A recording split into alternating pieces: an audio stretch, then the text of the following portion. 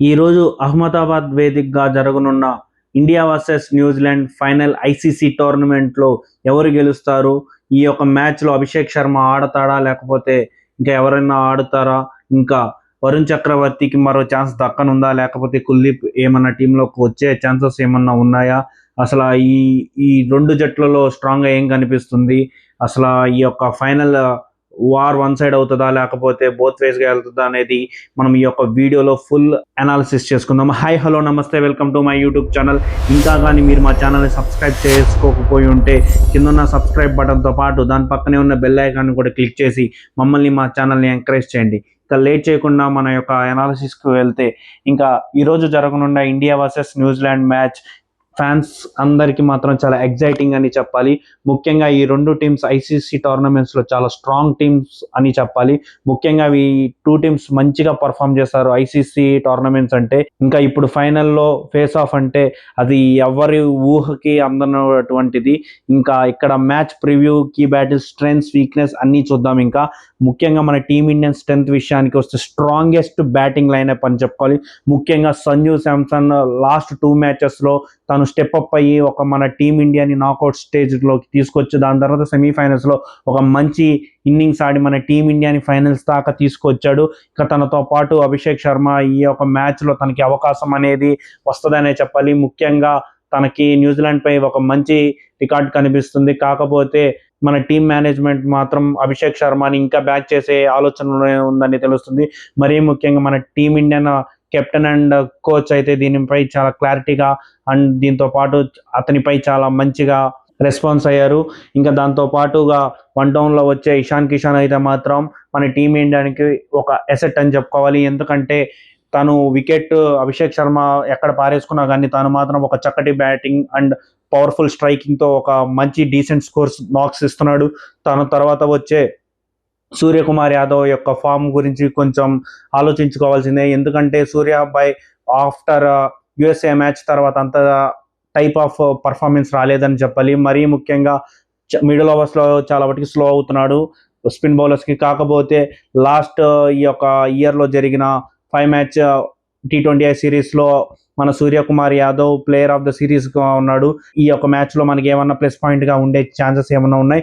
ఇంకా తర్వాత వచ్చే తిలక్ వర్మ అయితే మాత్రం మన టీమిండియాకి లాస్ట్లో మాత్రం ఒక చక్కటి రన్స్ని ఇస్తున్నాడని చెప్పాలి. ముఖ్యంగా ఫస్ట్ ఫ్యూ మ్యాచెస్లో మాత్రం స్ట్రైక్ రేట్ మీద చాలా విమర్శలు వచ్చినా కానీ తర్వాత లాస్ట్ 3 మ్యాచెస్లో మాత్రం మంచిగా స్టెప్ అప్ అయ్యి ఒక డీసెంట్ నాక్స్ కొడుతూ తన స్ట్రైక్ రేట్తో పాటు మన టీమిండియా స్కోర్ను కూడా పరుగులు పెట్టిస్తున్నాడు. ఇంకా ఇప్పుడు మనం చెప్పుకోవాల్సింది శివం దుబే గురించి. శివం దుబే అయితే మాత్రం ఈ యొక్క ఐసీసీ నాకౌట్స్లో మాత్రం ఒక వార్ వన్ సైడ్ చేసే ఒక మొనగాడని చెప్పాలి. ప్రతి మ్యాచ్లో ఎక్సెప్ట్ యుఎస్ఏ మ్యాచ్ డకౌట్ కాకుండా ఇంకా ఎవ్రీ మ్యాచ్ పర్ఫామ్ చేస్తున్నాడు అంటే బ్యాటింగ్లో.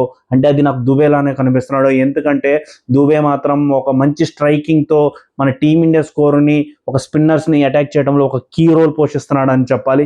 ఇక హార్దిక్ పాండ్యా కూడా తనదైన రోజున మాత్రం తనను ఎవరు ఆపలేరు.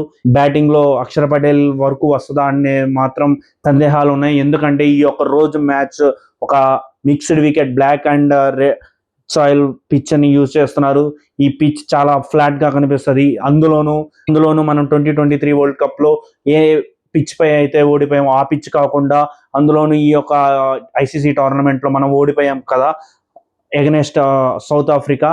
ఆ పిచ్ కూడా 5 కాకపోతే ఈ రోజు మాత్రం మ్యాచ్లో 6th నెంబర్ పిచ్ ఇస్తున్నారని రిపోర్ట్ వచ్చింది. ఇంకా దాంతో మన టీమిండియన్ బ్యాటర్లు ఇంకా చుక్కలు చూపిస్తారని చెప్పాలి. ఇంకా మన యొక్క బలహీనతల విషయానికి వస్తే మరి ముఖ్యంగా వరుణ్ చక్రవర్తి అసలు ఈ ఐసీసీ సూపర్ స్టేజ్లో చాలా వరకు రన్స్ లీక్ చేస్తున్నాడు. ముఖ్యంగా against South Africa and Zimbabwe, West Indies and last సెమీఫైనల్స్లో కూడా ఇంగ్లాండ్ పై చాలా రన్స్ లీక్ చేశాడు. మరీ ముఖ్యంగా తన ప్యాటర్న్ చూసుకుంటే లెఫ్ట్ హ్యాండర్స్కి చాలా వాటికి స్ట్రగుల్ అవుతున్నాడు. ఎందుకంటే లెఫ్ట్ హ్యాండర్స్ వచ్చిన వెంటనే ఫస్ట్ మ్యాచ్లో సౌత్ ఆఫ్రికాలో డేవిడ్ విల్లర్ మాత్రం తనపై విరుచుకుపడ్డాడని చెప్పాలి. దాంతో షెల్లోకి వెళ్ళిపోయి తను ఏ లెంత్ వేస్తున్నాడో కూడా తనకు గుర్తుకు రావాలి. లాస్ట్ సెమీఫైనల్స్లో అయితే జాకోబ్ బేతల్ 3 6 కొట్టిన తర్వాత జాస్ బట్లర్ వికెట్ తీసుకున్న తర్వాత తను దండం పెట్టేశాడని చెప్పాలి. కాకపోతే ఈ మ్యాచ్లో వరుణ్ చక్రవర్తియా లేదా కుల్దీప్ యాదవ్ అని ఆలోచిస్తున్నారు. కాకపోతే నాకు తెలిసినంత వరకు రిపోర్ట్స్ వరకు సిరాజ్ మియాని ఆడిచ్చే ఛాన్సెస్ ఉన్నట్టు కనిపిస్తుంది. ఎందుకంటే ఈ యొక్క ఫ్లాట్ ట్రాక్ పై స్పిన్నర్స్ కి అంత హెల్ప్ దొరకకపోవచ్చు. మన టీమిండియా మాత్రం ఓన్లీ అక్షర్ పటేల్ని పెట్టుకొని మా బ్యాకప్ గా ఒక 1 or 2 అవర్స్ వేయించడానికి అభిషేక్ శర్మతో పాటు తిలక్ వర్మ కూడా ఉన్నాడని భావిస్తుంది. ఇన్ కేస్ స్పిన్ కానీ ఉపయోగపడుతున్నట్లయితే నాకు తెలిసినంత వరకు రేపు సిరాజ్ మియా టీంలోకి వచ్చే అవకాశాలు ఉన్నాయి. ఇంకా బౌలింగ్ లో మాత్రం హర్షదీప్ సింగ్ కు మాత్రం న్యూజిలాండ్ టాప్ ఆర్డర్ పై అంత చక్కటి రికార్డ్ అయితే లేదు. కాకపోతే న్యూజిలాండ్ బ్యాటర్లు టాప్ ఆర్డర్ లో both Shepherd and Finn Allen left hander bowlers కి చాలా చక్కగా బ్యాటింగ్ చేస్తున్నారు అని చెప్పాలి. కాకపోతే మన ఇండియన్ స్టార్ బౌలర్ అయిన జస్ప్రీత్ బుమ్రా మీద మాత్రం అంత చక్కటి రికార్డ్ ఎవరికైతే లేదు. కాకపోతే రేపు మనం మ్యాచ్ గెలవాలి అన్నా, మనం రేపు 3వ ట్రోఫీ ఎత్తాలన్నా, రేపు న్యూజిలాండ్ ఓడించాలన్నా మన దగ్గర ఉన్న ఒకే ఒక బౌలింగ్ అస్త్ర అంటే అది బుమ్రా అస్త్ర, బ్రహ్మాస్త్రతో సమానం. అసలు బుమ్రా ఉన్నంత వరకు మన టీంని ఫైనల్లో ఓడించడం అనేది చాలా అంటే చాలా కష్టం. రేపు ఒకవేళ బుమ్రాకి బ్యాడ్ డే అయితే మాత్రం మన టీమిండియా ఫ్యాన్స్ కూడా ఒక బ్యాడ్ డే అని చెప్పుకోవాలి. ఇంకా న్యూజిలాండ్ టీంకి వస్తే మాత్రం వాళ్ళ ఫుల్ స్ట్రెంగ్త్ అల్లా వాళ్ళ top order 2 batsmen both Seifert and Finn Allen మాత్రం వాళ్ళు చాలా చక్కటిగా ఆడుతున్నారు. ముఖ్యంగా వాళ్ళు ఇద్దరు పవర్ ప్లేలో ఉన్నారంటే మాత్రం మన టీమిండియా రేపు కథమనే చెప్పుకోవాలి. ఈ విషయంలో మాత్రం నాకైతే సందేహం ఏం లేదు. ఎందుకంటే వాళ్ళిద్దరు పవర్ ప్లేలో నుంచుంటే ఈజీగా 70 నుంచి 80 పరుగులు ఈజీగా వికెట్ పడకుండా కొడుతున్నారు. మనం మాత్రం మన బుమ్రాని రేపు హార్దిక్ పాండ్యా కూడా ఇంపార్టెంట్. ఎందుకంటే హార్దిక్ పాండ్యా కూడా బోత్ ఫిన్ ఎలెన్ అండ్ షిఫర్ట్ పై ఒక చక్కటి రికార్డు ఉంది. నాకు తెలిసినంత వరకు రేపు బుమ్రాతో పాటు హార్దిక్ పాండ్యాని కూడా రేపు పవర్ ప్లేలో వేయించే అవకాశాలు ఉన్నాయి. ఇంకా నాకు తెలిసినంత వరకు అయితే హర్షదీప్ సింగ్ ఫస్ట్ ఓవర్లో ఒక ఓవర్ వేస్తారు. ఇన్ కేస్ తనను కొట్టారంటే మాత్రం మన టీమిండియా ఒక షెల్లోకి వెళ్ళిపోతుంది. ఇంకా దాని తర్వాత వచ్చే సచిన్ రవీంద్ర కావచ్చు, గ్లెన్ ఫిలిప్స్ కావచ్చు, మిడిల్ ఆర్డర్ లో అంత టెస్ట్ కాలేదని చెప్పాలి న్యూజిలాండ్ బ్యాటర్లు. కాకపోతే వాళ్ళ కెప్టెన్ అయిన మిచెల్ శాంట్నర్ అయితే ఒక చక్కటి ఫినిషింగ్ ఇస్తున్నాడు వాళ్ళ టీంకి. బ్యాటింగ్ లో మాత్రం నాకు వాళ్ళ తరపు నుంచి వాళ్ళ టాప్ ఆర్డర్ తో పాటు Glenn Phillips and Mitchell Santner చాలా కీలకంగా మారనున్నారు. రేపు వీళ్ళని మనం కట్టడి చేయగలిగితే మనం మంచిగానే ఆడొచ్చు. ఇంకా దాని తర్వాత వాళ్ళ బౌలింగ్ విషయానికి వస్తే మ్యాట్ హెన్రీ కానివ్వండి, రేపు నాకు తెలిసినంత వరకు జిమ్మీ నీషమ్ ప్లేస్ లో కైల్ జెమిన్సన్ వచ్చే అవకాశం చాలా అంటే చాలా కనిపిస్తుంది. ఎందుకంటే అది ఒక ఫ్లాట్ ట్రాక్ కాబట్టి బోత్ అంటే 40 ఓవర్లు పిచ్ ఒకేలాగా బిహేవ్ చేసేలాగానే ఉంటుంది. ఎందుకంటే లాస్ట్ మ్యాచ్ లో కూడా చూసాం సౌత్ ఆఫ్రికా అగెన్స్ట్ గా యాంటీ డ్యూ కొడుతున్నారు. దాంతో డ్యూ అనేది రావడం చాలా తక్కువ. అందులోనూ అహ్మదాబాద్ లేట్ గా సన్సెట్ అవుతుంది కాబట్టి డ్యూ వచ్చే అవకాశం కూడా చాలా లేట్ అవుతుంది. ఇన్ కేసు వచ్చినా కానీ కొంచెం డ్యూనే ఉంటుంది. అందుకే రేపు టాస్ మాత్రం అంత కీలకం కాదు. కాకపోతే మన టీమిండియన్ టాస్ గెలిచినా ఓడినా మాత్రం రేపు మన టీమిండియాకి ఫస్ట్ బ్యాటింగ్ వస్తే మాత్రం స్కోర్ బోర్డు పై 220 పెడితేనే మనం రేపు 3వ కప్ ఎత్తుకునేది.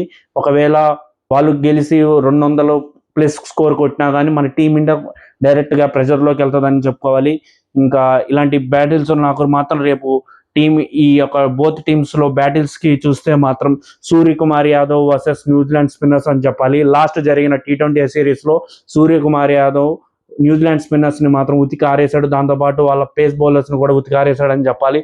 దాంతోపాటు మన Bumrah versus New Zealand top order అని చెప్పుకోవాలి. బుమ్రాకి అయితే మాత్రం న్యూజిలాండ్ టాప్ ఆర్డర్ పై ఒక చక్కటి రికార్డు కనిపిస్తుంది. రేపు బుమ్రాని మనం 4 ఓవర్లు ఎలా ఉపయోగించుకుంటాం అనేదే రేపు మన యొక్క అవకాశాలు అనేవి ఉన్నాయి.